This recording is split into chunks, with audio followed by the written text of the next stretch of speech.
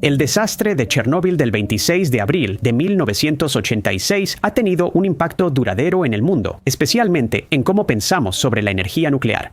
Aunque es el desastre nuclear más famoso, aún existen muchos secretos y aspectos desconocidos para la mayoría de las personas.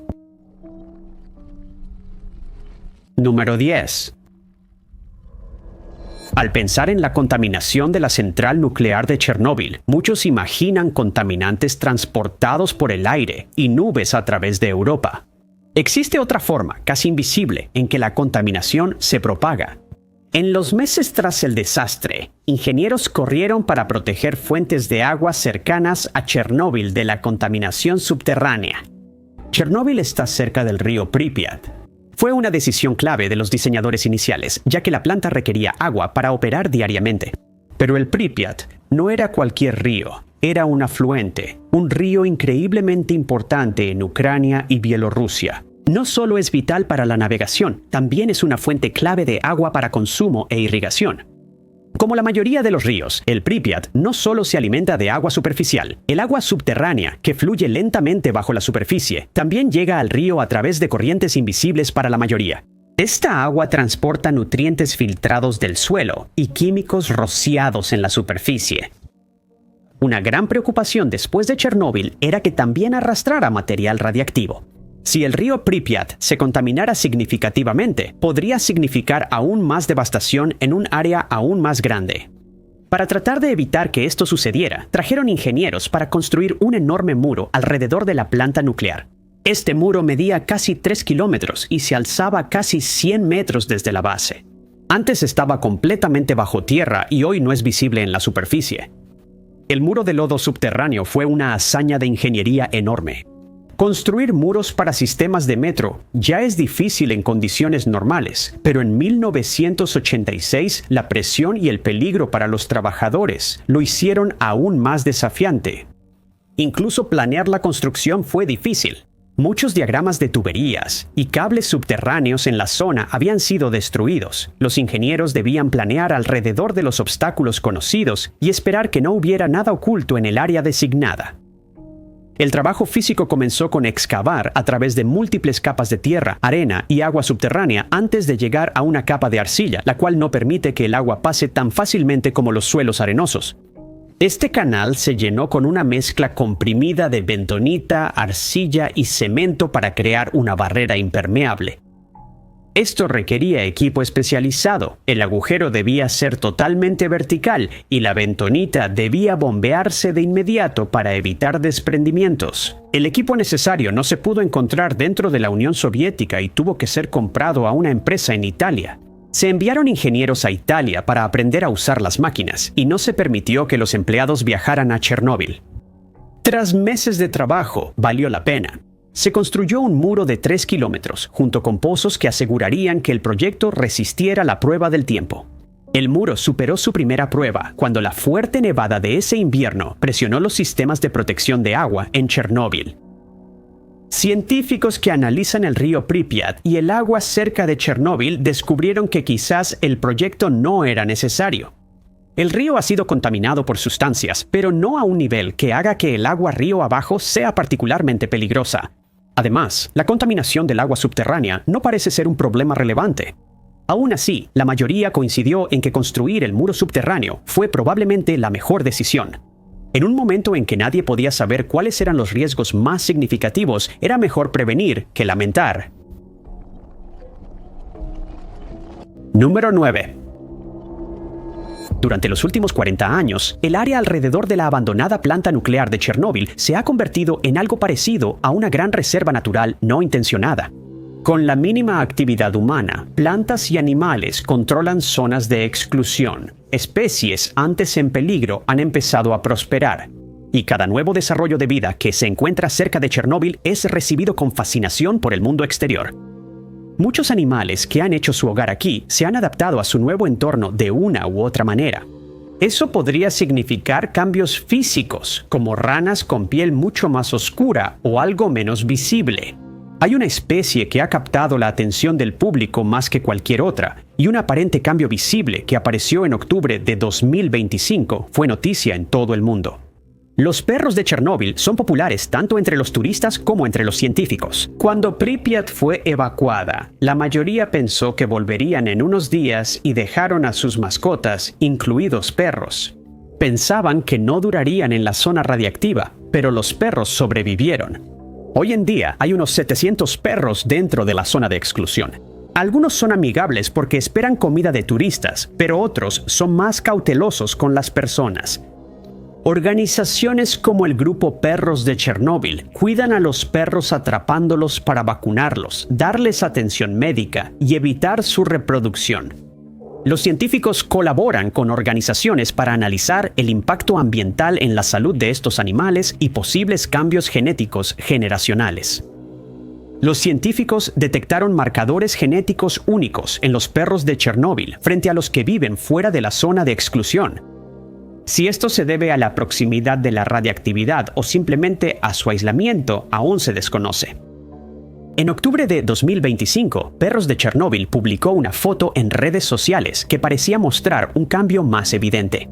La foto era de un perro con pelaje azul brillante.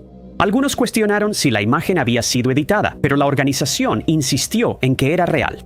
Pero era poco probable que el extraño color del pelaje tuviera algo que ver con la radiactividad. Señalaron que las personas que habían visto a los perros solo unos días antes no habían notado nada extraño en su pelaje. Al analizar dónde se tomaron las fotos, la organización creyó haber descubierto la causa del extraño pelaje. Cerca de ahí se podía encontrar un viejo baño portátil. Aunque nadie lo había visto por sí mismo, parecía más probable que la explicación fuera algo mucho más mundano de lo que parecía al principio. El sistema químico dentro del baño había estado filtrando un líquido azul que se usa para tratar aguas residuales. El perro solo se revolcó en el químico, lo que tiñó su pelaje de ese color. La organización señaló que no creían que causaría ningún daño significativo a los animales, a menos que se lamieran el pelaje completamente limpio. En pocos días, el pelaje azul comenzó a desvanecerse y el problema pareció resolverse solo. Número 8. El botón apagado de emergencia. 5. El equipo más infame de la planta nuclear de Chernóbil provocó el desastre el 26 de abril de 1986. Su función era insertar las barras de control en el reactor 4 para detener la reacción.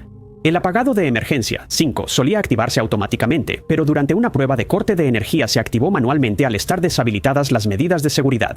A la 1:23 am se presionó el botón. Las barras de control bajaron un tercio. Un defecto de diseño hizo que las puntas de grafito entraran primero, desplazando el agua y aumentando la reacción antes de que el boro absorbente pudiera ingresar por completo. El calor resultante dañó los canales, deteniendo el descenso de las barras y provocando la fusión. Una teoría sugiere que el botón se presionó 2 veces. El teletipo registró la protección de emergencia 5 a la 1:23 de la mañana, seguida 2 segundos después por una segunda señal de protección de emergencia incompleta. Algunos sugirieron que fue el apagado de emergencia 1, la desconexión de la bomba de agua o una falla, pero expertos creen que fue una segunda señal de apagado de emergencia 5. La teoría dice que el operador soltó el botón por un momento, accidentalmente o para limitar la reacción antes de volver a presionarlo. Soltar el botón habría evitado que las barras bajaran por completo, contribuyendo al desastre y posiblemente explicando el testimonio de una explosión antes de la hora oficial. La teoría desvía la culpa del defecto de diseño del reactor hacia un error humano, pero el informe oficial indica que las barras se movieron durante 8 segundos, bajando un tercio del recorrido. Si el botón se soltó 2 segundos, las barras solo se movieron 6 segundos y bajaron un cuarto del recorrido, lo que indica que no hubo pausa. La ambigüedad de esa segunda señal, el fallo o la desconexión de la bomba de agua, significa que la verdad probablemente sea desconocida. Número 7. Cuando se piensa en los liquidadores que arriesgaron sus vidas para limpiar después del desastre, la mayoría de la gente piensa en los bomberos que fueron enviados al techo del reactor destruido. Pero otros liquidadores fueron enviados a una parte opuesta del sitio, previniendo lo que creían que sería una catástrofe aún mayor que el desastre inicial. Toneladas de material fueron arrojadas sobre el reactor nuclear desde arriba en un intento de sofocar los incendios de grafito. El material cumplió su función, aunque la mayoría en realidad no dio en el objetivo. Desafortunadamente, también creó una capa alrededor del combustible gastado al endurecerse, lo que parecía calentar el material radiactivo dentro. Era casi imposible saber qué pasaba dentro de esa capa, y los científicos que monitoreaban temían lo peor.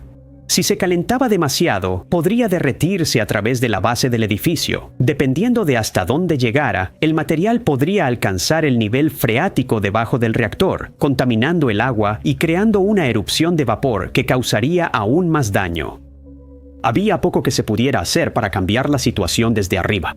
Eso requeriría romper la cubierta, lo cual sería extremadamente peligroso para la salud de los trabajadores y podría causar más daño que beneficio.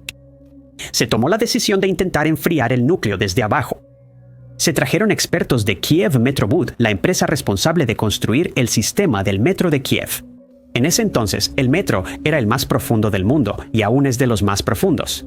Los ingenieros eran los más capacitados disponibles, pero incluso ellos enfrentarían desafíos difíciles para hacer que el plan funcionara.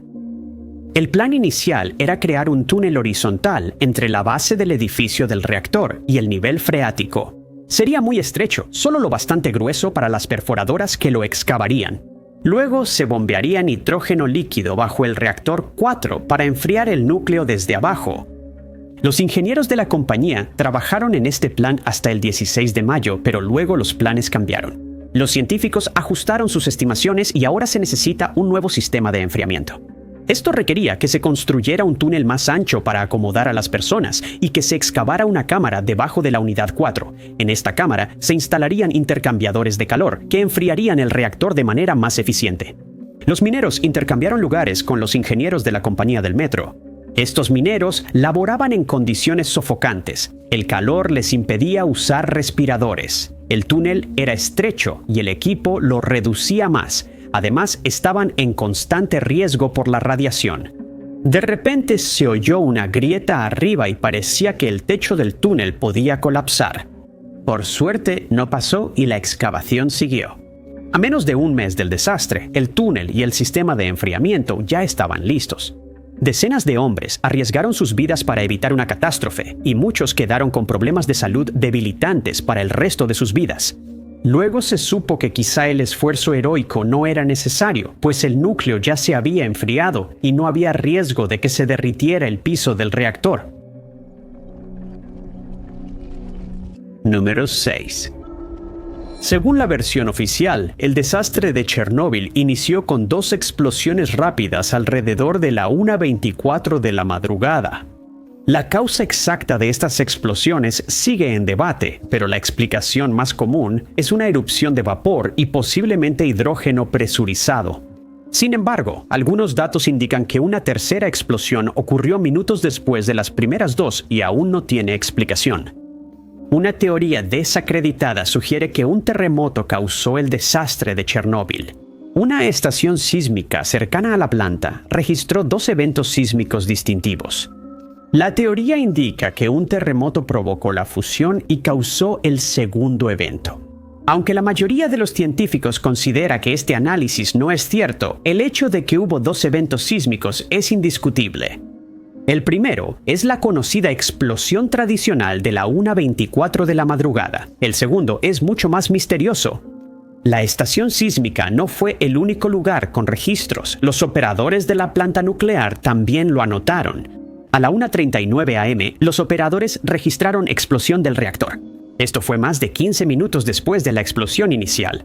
Podría ser fácil creer que simplemente se retrasaron al tomar sus notas o que se equivocaron con la hora, pero no es así. El evento anterior ya había sido descrito. La segunda explosión fue definitivamente distinta de la primera.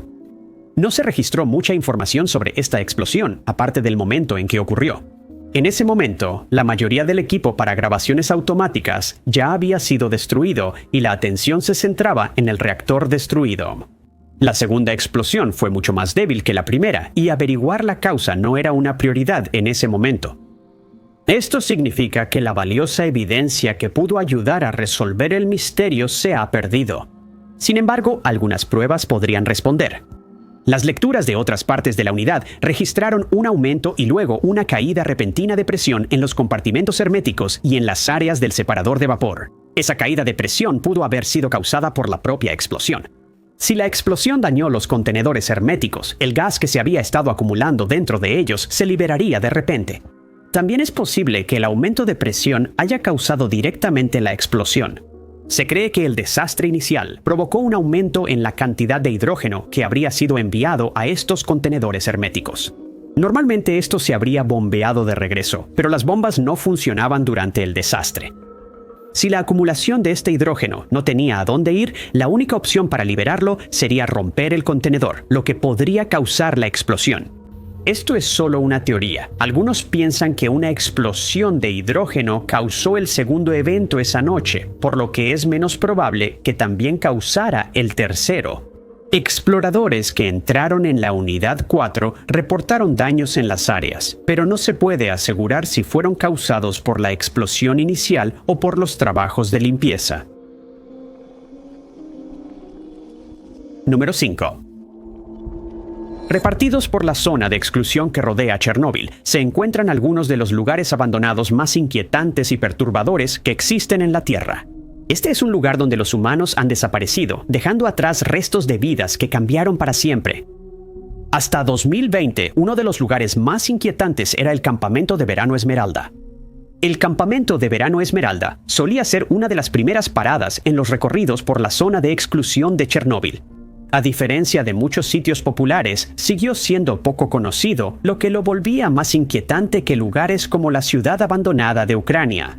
Estaba ubicado no muy lejos del pueblo de Lviv, al final del sendero que se adentra en el bosque.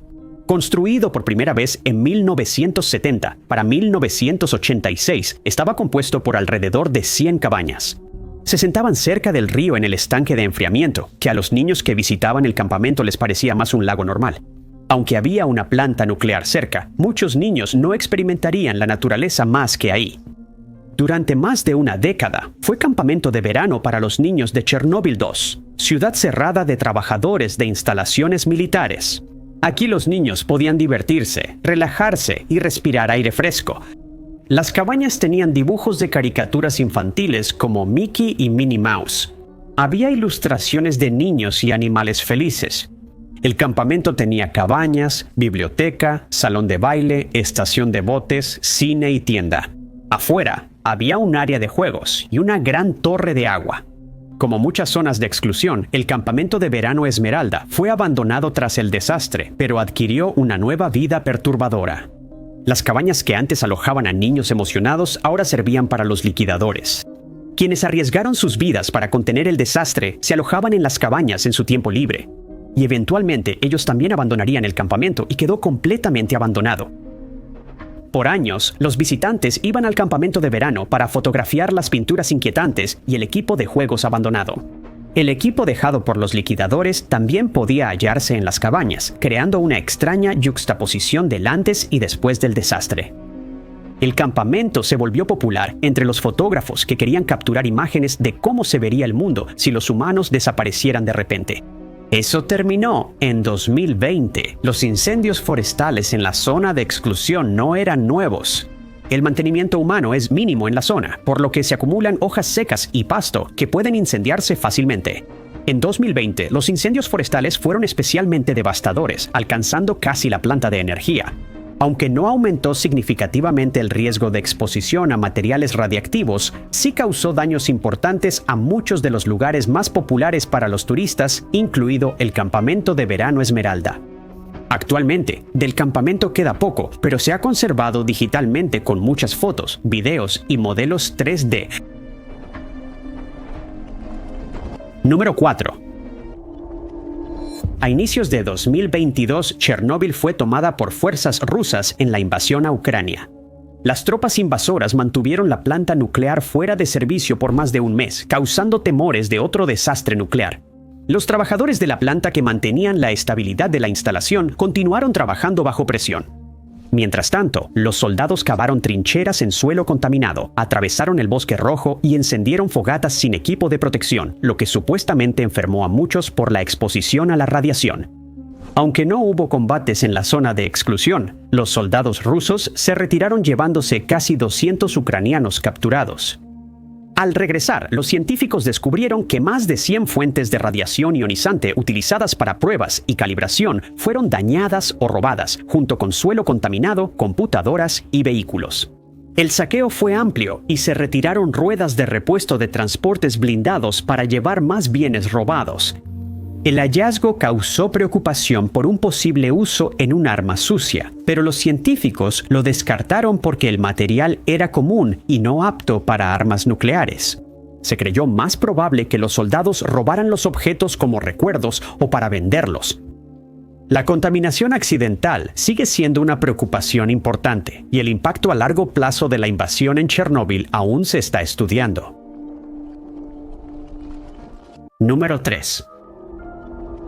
A pesar del desastre de Chernóbil, la vida continuó inicialmente, incluyendo un desfile del 1 de mayo y el evento de ciclismo Carrera Internacional por la Paz, que estaba programado para comenzar el 9 de mayo.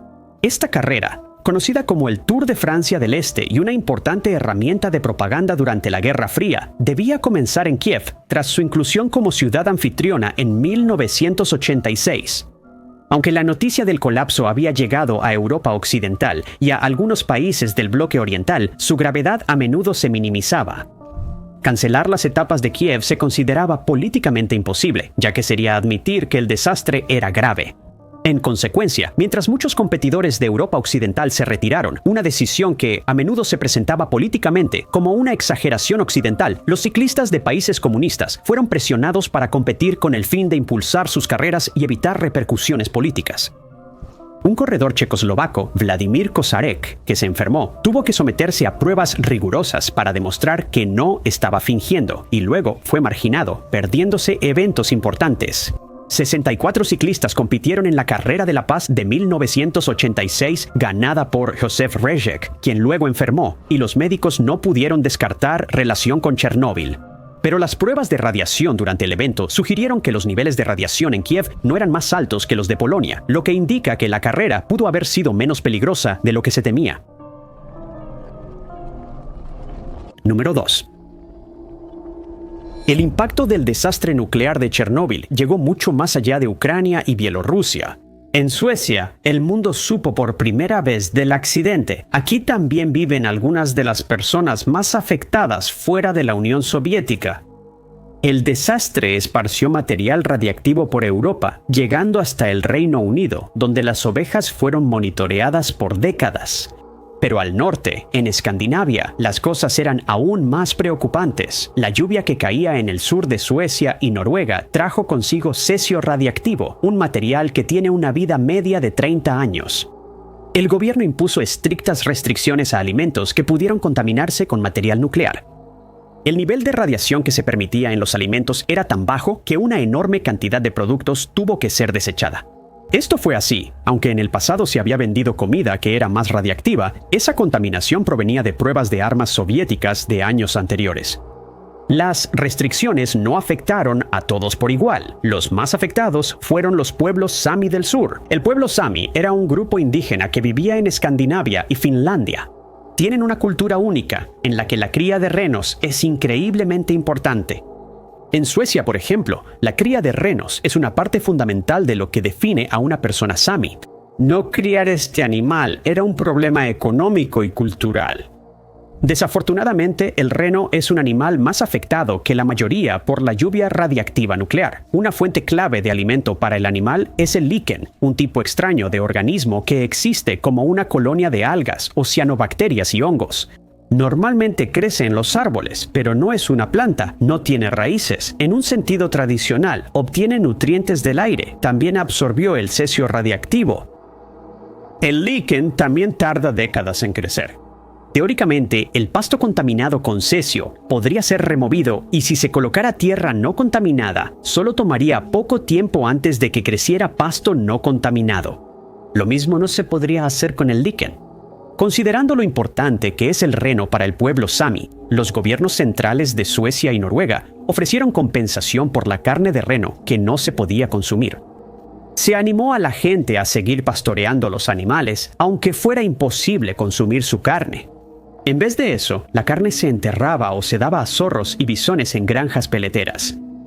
Algunos adaptaron sus técnicas de pastoreo y traían alimento de otras zonas para limitar el consumo de líquenes. La matanza se hacía cuando la radiactividad era mínima, pero esto a veces reducía la disponibilidad de carne. Aún con estos métodos, hubo un gran impacto en la vida de los Sami del sur. Normalmente, los padres enviaban carne a sus hijos que estaban fuera en la escuela como una forma de mantener sus lazos con su hogar. Esos lazos no eran iguales si la carne no venía de los rebaños familiares. También estaba el hecho de que el reno no solo se usaba para la carne, todo, desde las astas hasta las pezuñas, se utilizaba para algo, ya fuera como base para guisos o hilo para la ropa. Los padres no podían enseñar prácticas tradicionales a sus hijos y debían depender de fuentes externas para cosas que antes obtenían del reno. El pueblo Sami del sur en gran medida se ha adaptado al impacto del desastre de Chernóbil. Todavía se pastorean renos y, en muchos lugares, ahora se puede consumir la carne, pero es probable que el impacto del desastre se sienta durante muchas generaciones. Número 1. Aunque los incendios iniciales de Chernóbil se extinguieron a principios de mayo de 1986, un segundo incendio estalló dentro de la Unidad 4 el 23 de mayo, casi un mes después de que comenzara el desastre. La Unión Soviética mantuvo en secreto el segundo incendio por más de una década. Antes de las 2 de la mañana, el personal que revisaba daños en la sala de bombas sur detectó un incendio, posiblemente por cables eléctricos, tras restablecer la energía en la Unidad 4. 9 departamentos de bomberos y 138 bomberos, dirigidos por Vladimir Maximchuk, respondieron. Consciente del peligro de radiación, Maximchuk implementó un sistema en el que equipos de 5 hombres trabajaban solo 10 minutos a la vez para minimizar la exposición. Tomó media hora encontrar la fuente, cables incandescentes que habían encendido material inflamable. Debido a problemas de acceso, se utilizó espuma para sofocar el incendio. El incendio fue controlado con pocas lesiones, solo un hombre se fracturó la pierna. Maximchuk fue criticado por sus tácticas poco convencionales, que luego influyeron en futuros procedimientos de extinción de incendios en entornos peligrosos. A pesar de minimizar la exposición de sus hombres, Maximchuk permaneció en el lugar todo el tiempo, recibiendo una dosis mucho mayor. Se reporta que permaneció hasta desmayarse y fue hospitalizado. Las autoridades soviéticas ocultaron el incendio y la enfermedad por radiación de Maximchuk para evitar revelar un segundo incidente tras el primero. Maximchuk siguió su carrera, pero falleció el 22 de mayo de 1994 por complicaciones atribuidas a su exposición. Muchas gracias por ver el video. Si te gustó, asegúrate de darle like. Además, no olvides suscribirte y hacer clic en la campanita de notificaciones para estar al tanto de todas nuestras futuras publicaciones. Pero mi nombre es Tide Notes y los veré en el próximo video.